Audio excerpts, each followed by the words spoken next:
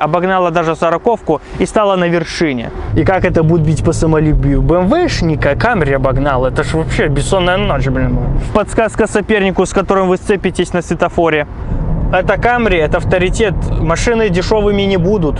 И в малярке они стоят одновременно. Там уже на 100 тысяч салон полностью затирается. Там уж бояться задиров так уже яро не нужно. Ну, то есть можно водителя, пассажира переднего нахрен посылать и все по-своему здесь настраивать. То есть Октавия ее дернет. И внимание, все-таки машина привлекает таких особ. Она начала скатываться уже с вершины своего престижа.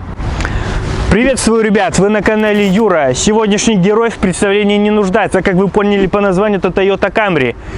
И этот автомобиль у нас пользуется уважением. Я не буду говорить, что значит для нашего человека одно слово Toyota, особенно с сочетанием Toyota Camry. Без всякого сомнения, каждый хотел бы иметь ее в своем гараже.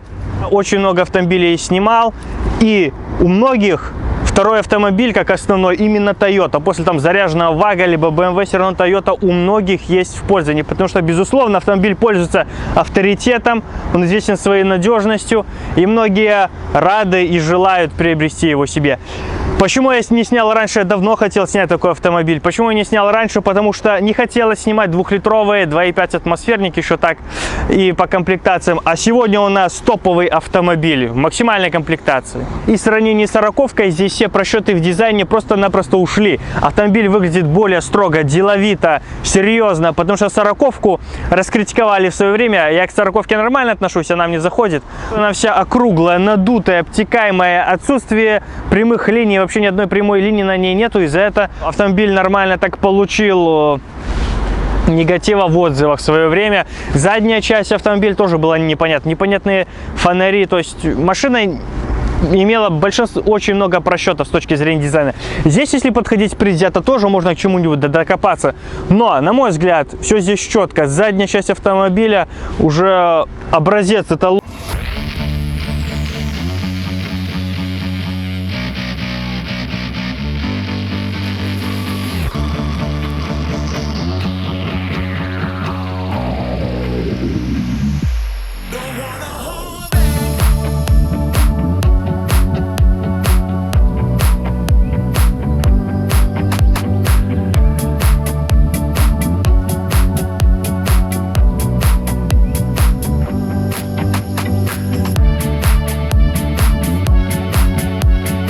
дизайн более продуманный в сравнении с 40-кой. Но, как и все современные автомобили, сказывается качество в том плане, что с точки зрения устойчивости к коррозии он все равно слабее 40-ки. И в малярке они стоят одновременно. В том плане, что 40-ка туда приехала 15-16-летней, потому что уже возраст вынуждает там жуки погонять. И рядом стоит 7-8-летняя 50-ка, то и младше. Потому что сказывается качество, и они перекрашиваются практически в одно и то же время. Вышел автомобиль в конце 2011-го, начале 2012 года. Автомобиль 2015 года. В 2014 году был произведен рестайлинг, и в 2017 году автомобиль покинул конвейер. Как отличить? Ну, задняя часть — это фонари. И, разумеется, передняя часть — фары, бампер. Кто знает, Дайрест, сразу автомобиль беспроблемно можно отличить. Это в сравнении с многими другими, у кого там чуть другая форма фар, другая решетка, там ксенон другой формы, и все, в принципе, та же машина, большинство людей не отличает, то Камри легко отличить Дайрест от Реста. И плюс рестайлинга в этом плане то, что двигатели не менялись, потому что у многих автомобилей выходит рестайлинг, внешность там немного меняется, не сильно, не критично, а двигатели менялись у многих полностью. То есть те дорестовые уходят в историю, выходят новые, и многие этого боялись, то что при необкатанной технологии где-то какие-то косяки будут вылезать. Здесь такого нет, Toyota сохраняет свой фирменный стиль, двигатели остались те же, поэтому бояться здесь нечего. Вышел автомобиль в конце 2011-го, начале 2012 года, и это ему очень сильно помогло, потому что в D-классе на тот момент, Camry это D-класс, если кто не знает, в то время в D-классе, вот у ВАГа, ну это Passat и Audi A4, я думаю, все знают, все эти сплетни были в голове у людей, это закоренело прям TFSI и DSG, что это все ломается, ненадежно, попадало на деньги, все люди боялись этого, нет, все, дальше. Хотя я сам поклонник ВАГа, кто давно смотрит мой канал, это знает, есть отдельный плейлист, я все рассказал, показал, объяснил, поэтому видео предостаточно, можете прийти посмотреть, если вам интересно. Также Ford Mondeo. У Форда уже 12-13 год, там 13-14. Вот была проблема, это 2-литровый EcoBoost, 2-литровый турбодвигатель, варился поршень второго цилиндра. И часто проблемы происходили даже до 100 тысяч километров. Варился поршень. То есть тоже все этого боялись. Не поголовно это, но слишком часто это случалось. Ну, плюс турбодвижки, это уже новая волна, все начали турбоваться, все подряд. И все равно это доверие не внушало. Нашим людям нужна надежность именно. Французы всегда имели репутацию хорошего, практичного, удобного, комфортного автомобиля, но жутко дорогого в эксплуатации. Поэтому эти факторы большинство конкурентов просто-напросто сметают. Что остается? Toyota только. Потому что Mazda 6 я снимал. Очень крутой, классный автомобиль. Но больше мелких болячек у него есть. Все равно атмосферный двигатель, но все равно больше всяких косяков. То есть тоже сметается в сторону. И самый грозный конкурент это, конечно же, Accord. Honda Accord 9. Но у нас были 6, 7, 8. Я надеюсь, будет и 9. Общаясь с владельцами, я не понимаю, почему многие так твердо утверждают, что Accord надежнее Camry. Все. Либо наоборот. Я замечаю то, что в многих регионах по-разному. Где-то, наоборот, больше любят Аккорды. Но у нас больше любят Toyota и Camry. Все же у нас Camry больше встречаться на дорогах.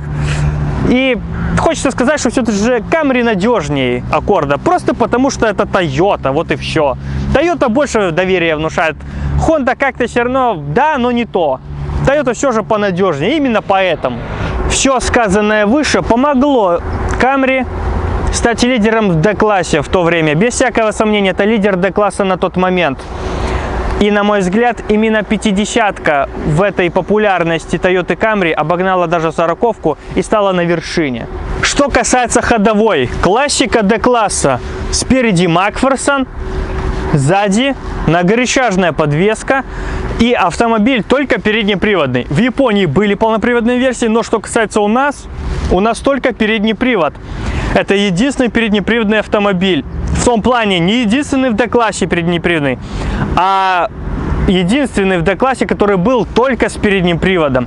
Потому что в том же самом ВАГе, вот как на моей машине, 2-литровый дизель CBAB 140-сильный уже были версии с полным приводом 4Motion. Уже можно было найти 2-литровый 140-сильный двигатель, кажется, не сильно такой же и быстрый, и уже с полным приводом. Про Quattro Audi тоже молчу. И все остальные производители имели все равно полноприводные версии. И это практически самый быстрый переднеприводный автомобиль в D-классе. Очень хочется сказать, что это самый быстрый переднеприводный автомобиль в D-классе. Но Camry 50-ка 3.5 едет 7,1 секунду до 100. А, к примеру, Chevrolet Malibu 2-литровый турбодвигатель, у него, который я снимал несколько видео назад, едет 6,7 до 100. Camry 2.5 едет 9 секунд до 100. Camry 2.0 едет 10,4 секунды до 100. А Mazda 6 Skyactiv 2-литровый атмосферный двигатель, я на ней гонял, она едет 9,1 секунду до 100. И расход меньше, чем у 2.5. А 2-литровый атмосферник, любой ВАГ 1.4 TFSI дернет 2-литровый атмосферный, даже 2.5 атмосферный, потому что 1.4 TFSI, Шкода Octavia, который я снимал, 1.4 TFSI, она едет 8.7, 8.8, 8.6, вот так примерно до 100. Это быстрее, чем 2.5 атмосферная Camry и 2-литровая тем более. Поэтому почему я сказал, что именно 50-ка вот осталась на вершине престижа Camry в свое время, потому что на тот момент все боялись TFSI, все искали именно это была мечта, надежда, этот островок безопасности от трат, потому что, мол, TFSI DSG мучая, там поршни варятся, там просто дорогая машина обслуживания по всему, здесь простая и надежная якобы, и это было вот этот вот спасательный круг. Она свои недостатки в динамике перекрывала своей танковой надежностью просто-напросто. Но со временем все равно TFSI, я опять же упоминаю, я очень много снял про ВАГа, TFSI и DSG стали гораздо надежнее, не таких уже, они доработали, не таких проблем. Остальные производители тоже подтянулись. И этой надежности уже стало недостаточно. И 70-ка уже начала терять позиции. Она начала скатываться уже с вершины своего престижа. В салоне дизайн, конечно, скучноват по сравнению с немцами.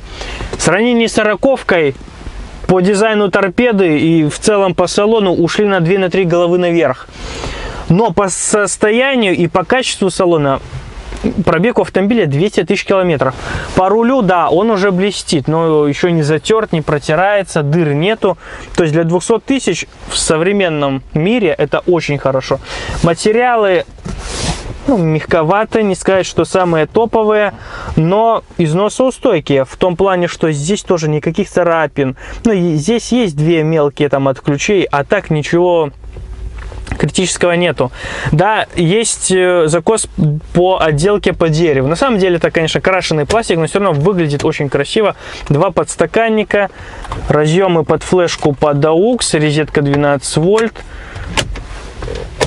подогревы передних сидений, 3-зонный климат-контроль, подогрев задних сидений, 7 дюймов, если я правильно помню, мультимедиа. По рулю, конечно, управление пунктами бортового меню, громкая связь, поднять, положить трубку, управление громкостью аудиосистемы, переключение треков, радиоволн, управление круизом с правой стороны тоже очень удобно. Можно вот правой рукой накидывать скорость, либо скидывать. Ну, очень удобно, можно привыкнуть. Увага слева, здесь справа, но это дело привычки, все быстро, все нормально. Можно переобучиться, так скажем. Есть режим эко, в драйве он автоматический, в спорте он отключается. Режим эко тоже полезная вещь. Вы не так агрессивно передвигаетесь и, соответственно, экономите свое топливо, потому что автомобиль переднеприводный, мощности крутящего здесь хватает, чтобы хорошо ехать. И внимание все-таки машина привлекает таких особ. Все равно идут и косятся. Что непременно еще одно преимущество Toyota Camry. Ее авторитета у нас. Хотя это не BMW, не Mercedes, не Audi. Но тем не менее, все равно интерес к машине есть. Управление электрошторкой. Все работает. Датчики слепых зон. Камера заднего вида. 4 парктроника спереди и сзади.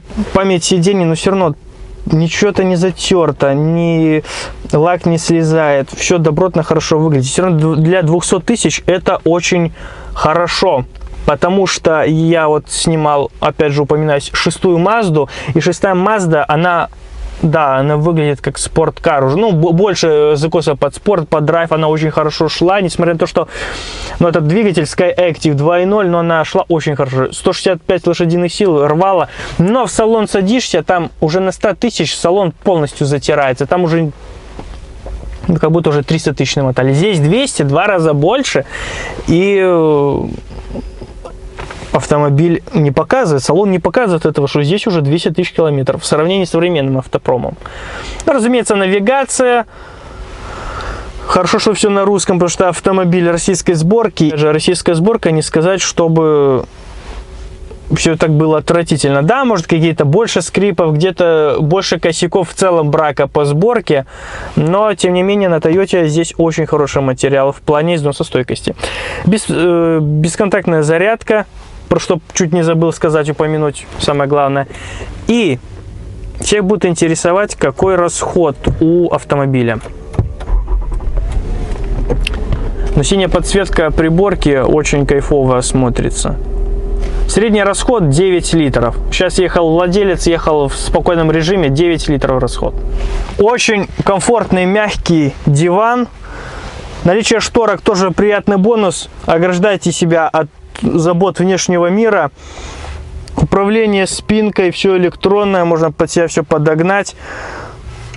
Включение подогревов сидений, отключение также. Управление электрошторкой, 3-зонный климат-контроль, вот выставить температуру можно здесь. Здесь переключение треков и громкости аудиосистемы, то есть можно водителя, пассажира переднего нахрен посылать и все по-своему здесь настраивать. Достаточно глубокий подлокотник, ниша для перевозки дальномерных вещей, но и сам по себе салон выглядит дорого и богато. И У нас именно из Toyota и пытались сделать бизнес-седан. И в какой-то степени это удалось, конечно. Хотели ее сделать бизнес-седаном. Несмотря на то, что это D-класс, вопреки этому хотели все равно сделать бизнес-седан.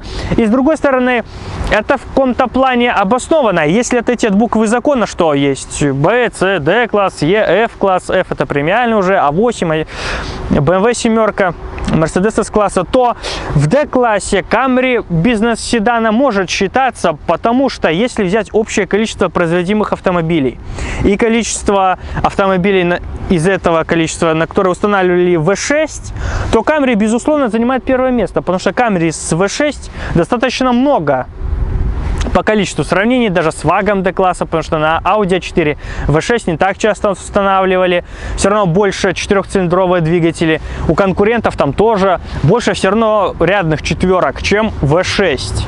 Все равно Camry действительно в каком-то роде это бизнес-седан. Во-первых, я тут расположился по-королевски, спинку подогнал под себя, вот, лежа еду. На переднее сиденье места предостаточно, над головой тоже еще много. И не пытается мне автомобиль расчесать, подъезжая, места тут предостаточно.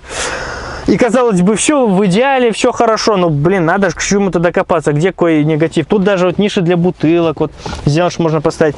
Негатив есть. В водительской двери нет ниши для зонтиков. В моей машине есть, здесь такой ниши нет, уже просчет. Что еще приятно, отдельный плюс, этот тоннель центральный, не глубокий, можно без проблем вилять слева направо как угодно. Обзор тоже неплохой.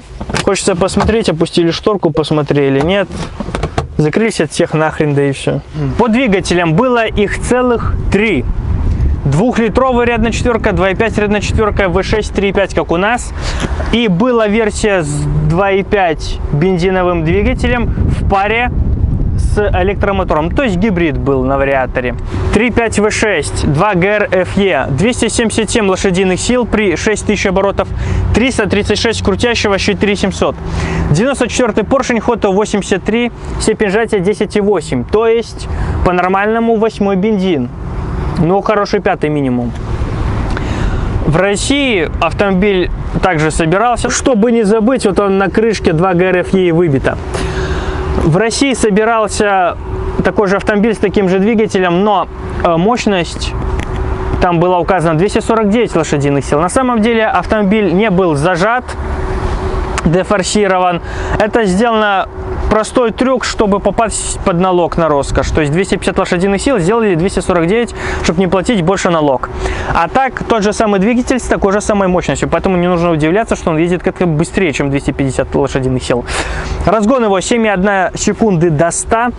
Расход городской заявленный 11,2 литра. Но, на мой взгляд, будет он ездить где-то 12-13, особенно с моим стилем езды.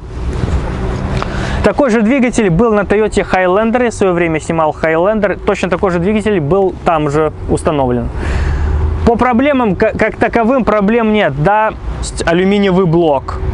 Разумеется, любой двигатель современный боится переохлаждения, нужно следить за охлаждением. Цепной привод ГРМ. Цепь в теории растягивается до 200 тысяч километров, но по факту мало кто их менял, мало у кого она в принципе растягивалась, но за этим узлом нужно следить. Если на холодном какие-то шумы, треск слышите, это уже плохо, надо смотреть, диагностировать. Фазорегуляторы на всех валах, конечно же, установлены, и по большому счету фазорегуляторы, сам двигатель зависим от масла, потому что если заливаете плохое масло, редко его меняете, там раз 15 тысяч, особенно если в миллионнике живете и по пробкам ездите, треск вы услышите, шум и грохот. Все зависит от масла. Хорошее масло качественное, чаще его меняйте. И в принципе проблема никакой двигатель особо не создаст. Тут и нет чему ломаться, по большому счету. Здесь нету там двойного впрыска, турбины с изменяемой геометрией, системы подъема клапанов, там поступенчатый надув, все такое. Здесь нет такого, это просто примитивно, по большому счету, на тот момент. Самый простой двигатель. От плохого топлива, разумеется, вам запакует топливный фильтр, забьет форсунки, придется промывать. Помпа когда-то потечет, сальники, прокладки всякие от старости. Примитивные проблемы стандартного бензинового двигателя, ничего более. Несмотря на то, что алюминиевый блок, здесь чугунные гильзы, так что бояться задиров так уже яро не нужно. Но это, тем не менее, не отменяет хорошего качественного масла и часто его замены. По задней части автомобиля сразу понятно, что это V6. Двойной выхлоп, шильдик V6, подсказка сопернику, с которым вы сцепитесь на светофоре. 2.5 рядная четверка, 2 AR FE, 180 лошадиных сил, 10,4 степень сжатия, то есть там тоже нормальный бензин, никакой второй речи не идет. И такие же самые проблемы. Фазорегуляторы затрещат, если вы будете экономить на масле. И редко его менять, потому что независимо не работают от масла. Также течи, растяжение цепи. В теории возможно, по факту там мало кто их меняет, но если опять же шум, грохот какой-то вы слышите, нужно туда лезть. Не сама цепь может растянуться, но и износиться натяжитель, успокоитель цепи. Все равно нужно эти моменты отслеживать. Но 9 секунд до 100, то есть Octavia ее дернет, по сути. 2.0 1 AZ FE, 150 лошадиных сил, там уже встречаются масложоры. По отзывам владельцев не такие массовые, в пределах нормы, так скажем, но уже в сравнении с другими масложоры присутствуют. Также плохое топливо, плохой бензин запакует вам фильтра, форсы, все это будете промывать. И обычные, типичные бензиновому атмосферному двигателю проблемы. Также был гибридная версия 2.5 бензин, дефорсирован до 156 лошадиных сил, плюс электромотор на 143 лошадиные силы. Суммарно 200 сил, 213 крутящего момента. По коробкам были 6-ступенчатый, 4-ступенчатый автомат, у нас 6-ступенчатый автомат. Хороший, простой, надежный, проблем не доставляют, но при дерзких стартах, постоянно, если вы будете проверять соответствие паспортным характеристикам, динамику своего автомобиля, то гидротрансформатор первый нажмет кнопку SOS, и бублик придется менять. Раньше он стоил $1000-1000 в этом диапазоне. Есть мало на Toyota, если вот на VAG больше есть не оригинал, на Toyota больше оригиналов. В этом плане она более дорога в обслуживании, в том плане, что Toyota меньше в принципе, больше запчастей идет под заказ и меньше всяких аналогов, меньше возможности так сэкономить. То есть на бублик можете попасть. Сколько он сейчас будет стоить, неизвестно. Так что автомобиль, любой автомобиль нужно беречь. И на 3.5 на резких стартах, при бодром вождении, еще один расходник — это передние шины. То есть по-нормальному 6 колес надо покупать при замене резины, если вы такой бодрый, активный водитель. Первое впечатление. Посадка очень удобная, кайфовая. Даже топить не хочется, блин. Двигателя слышно минимум. По шумоизоляции там были споры. Кому-то нравилось, кому-то она достаточно, кому-то шумновато, шумотарок там. Ну, тоже от резины зависит. Если резина дешевая, дубовая, то больше шума, соответственно, и от резины будет. Потом, насчет цен. Самое главное — это цены на машины. По ценам, конечно, есть и 15, есть за 25, конечно. Но 3.5 16 года, ну, меньше 20-ки не рассчитывайте с теперешними ценами. Такой 20-ки там даже больше будет. Ну, примерно в этих диапазонах. Это Camry, это авторитет. Машины дешевыми не будут. Держу педаль, особо не разгоняясь. И автомобиль так нормально до 80 набирает незаметно. С учетом того, что не топил, я чуть нажал и в одном и том же режиме по инерции разгоняюсь. Ну вот, хватает автомобилю мощности. При резком нажатии, вот, уже рычание слышно автомобиля, уже с 80 до 140 набирает без проблем. Впереди BMW E60.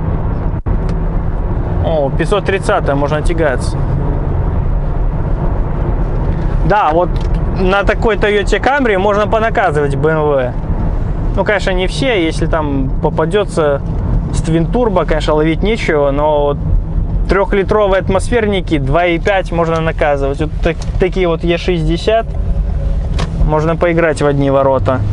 И как это будет бить по самолюбию? BMW-шника Camry обогнал. Это ж вообще бессонная ночь, блин. Ну, то же самое касается Мерседесов, да, и Вага, да. Сейчас будете говорить, твой Ваг, что, да, и Ваг можно также натягивать, да. Но, конечно, профессионал поймет, знаток, то, что у вас V6 по задней части автомобиля, и тягаться не будет, делать вид, что он занят, якобы куда-то спешит. Вот. Но те, кто не знает, конечно, для него это будет неожиданный сюрприз. Но немножко, конечно, да, жестковато эти стыки отрабатывает, но и стыки сделаны не особо качественно. Насчет комфорта, можно еще комфорт добавить автомобилю. В свое время я делал на своей машине спереди я 1.7 сдувал колеса, 1.7 атмосферы, сзади 1.5. Шины были расходником, но потрясающий комфорт в сравнении со стоком. Тоже можно сделать с любой машиной, абсолютно с любой. Что бы кто ни говорил, а надежность автомобиля любят все его за это хвалят. И самое главное, дизайн, интерьер автомобиля зашел всем. Что самое главное. И ехать на автомобиле, ускоряться очень приятно.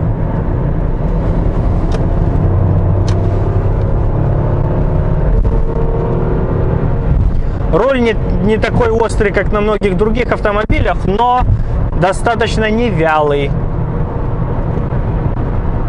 Траекторию все равно держит хорошо. И вот сейчас, в сравнении с 40-кой, эта машина очень хороша в плане ходовой, в том плане, что 40-ка раскачивалась на 3.5, двигатель мощный, ее уже раскачивало, как боржу. Это вот я сейчас шел по левой полосе, повторяя траекторию, потому что дорога закругляется, и я четко держу руль и удерживаюсь в траектории, и автомобиль не виляет, не раскачивается нигде. Вот мы гоняли еще до этого. В сравнении с 40-кой и этот момент самый важный, потому что безопасность это на первом месте. Автомобиль четче держит дорогу, доработан в плане скорости под такой мощный двигатель. Все равно подлокотник удобный, сидеть здесь классно. О, резкий старт, автомобиль. Но опять же, как я сказал, так я не сильно резко тронулся, чуть-чуть так резче на педаль нажал. Но с двух педалей здесь не надо постоянно играться, потому что рискуете вы потом бубликом рассчитаться за это все дело. Ну, переключение незаметное, 200 тысяч автомобиль наездил. Сейчас переключился и не заметил. Это шестиступенчатый автомат, вот, не вяло, так нормально. Хотя я не в спорте, я на драйве еду.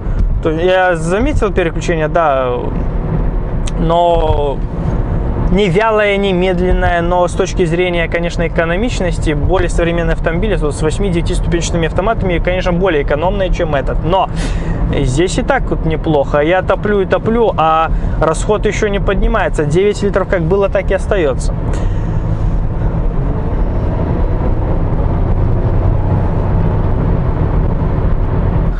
Сейчас спорт попробуем. Вот так приятно, конечно, круги резать на трассе, где места предостаточно. Но в спорте уже в 5500 крутит. Уже до 120 быстрее автомобиль набирает скорость.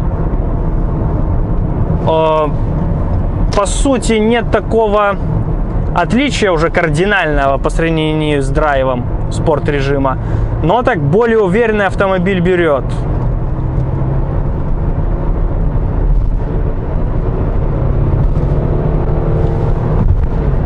До 120, до 140 гораздо быстрее уже, ну, свои уже заводские характеристики более отрабатывают. И в Хайлендере было то же самое, даже медленнее. Там спорт и драйв вообще практически не отличался.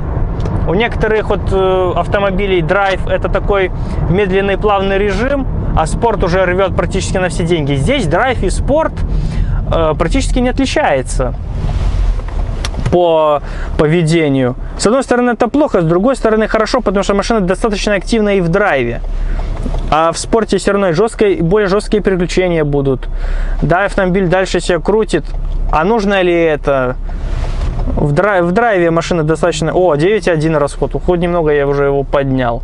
Вспоминаю наши покатушки, показания расхода топлива. Сейчас вот 9.1. А может действительно в 11.7 можно будет влезть с моим стилем езды. 11.2 это заводские показания. Может в 11.5, 11.7 можно попасть. Ну, вот переключение было, я замечаю его, да, но оно быстрое, скажем так, не затянувшееся, достаточно бодро. Но вилять, дерзить в потоке на машине просто идеально. Для этого эта Camry и сделана. Кошмарить BMW-шников, владельцев Мерседесов и других автомобилей. Бодрых. Тормоза отлично, но все равно веселый автомобиль, динамичный. И по сути, если так вот в 12 литров вмазываться, то это неплохой автомобиль, потому что вот я снимал Superb, да, на DSG он был, там 8,8 расход топлива. Но на механике, у 1.8 TFSI на механике 2-литрового TFSI там тоже по 12-13 литров выходит расход топлива. И здесь такая же. Здесь 3.5 V6, здесь автомобиль быстрый, резвый, бодрый. Ресурс. Самое главное, что наших людей беспокоит надежность. Ресурс здесь у этого двигателя не 200 там, тысяч, хотя я снимал Jetta, там 500 с лишним она уже наездила, 1000 еще и ездит до сих пор. Не так бодро, но ездит. Зазевался человек. Вот. И с таким расходом на таком объеме, на такой мощности, это тоже еще один серьезный аргумент и жирнейший плюс этого автомобиля. Не давлю на педаль газа, и в спорте на холостых можно ездить 1000 оборотов на тахометре 30 км в час. Вот я еду, отпустил ногу от педали газа, и еду тупо на холостых, получается, 1000 оборотов. Действительно, очень экономичный и хороший автомобиль. Мне все больше начинает нравиться. Она выглядит дороже 40-ки. Здесь больше запаха уже премиального седана. Хотя это по-прежнему D-класс, но само по себе ощущение от автомобиля, впечатление какое получаете от него. Ну вот и все по ней. Я не хотел ее унизить, принизить ни в коем случае. Автомобиль мне очень сильно нравится. И у многих людей все равно он желанный, его любят. И, конечно, нельзя судить автомобиль по чему-то одному. То, что он не самый быстрый, это не есть то, что это самый плохой автомобиль. Все равно нужно критиковать по сумме факторов. По сумме факторов это все равно серьезный аргумент и серьезный конкурент большинству автомобилей D-класса. И, безусловно, он остается желанным и будет желанным и надежным. Но, конечно же, время берет свое, новые технологии также. Потому что по кузову он все равно немного уступает 40-ке. 40-ка более устойчива к коррозии. Но по дизайну он переплевывает ее, переплевывает многих конкурентов. Я не буду повторяться на этом. Спасибо большое за внимание. Ставьте лайки, подписывайтесь на канал, нажимайте обязательно колокольчик, чтобы ничего не пропустить. Подписывайтесь в соцсети. Счастливо!